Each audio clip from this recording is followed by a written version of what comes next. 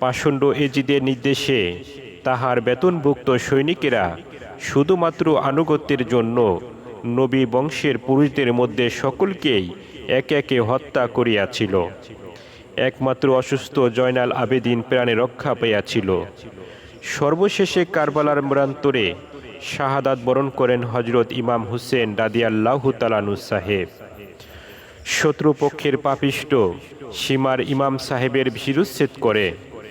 এখানেই শেষ নয়, এজিদ সৈন্যরা নিহত ইমাম সাহেবের পবিত্র দেহ মোবারকের উপর দিয়া অস্ত্র চালনা করিয়া দেহের হাড্ডি মজ্জা মাংসপেশিকে মরুভূমির বালুর সাথে মিশাইয়া দেয়। এমন পৈশাচিক হত্যাকাণ্ড আর কোথাও ঘটিয়াছে বলিয়া জানা যায় না। তাই 10ই মুহররম আমাদের জন্য শোকাচ্ছন্ন দুঃখ বিজড়িত ঘটনাবহুল এক দিবস। এই দিবস ইমাম সাহেবের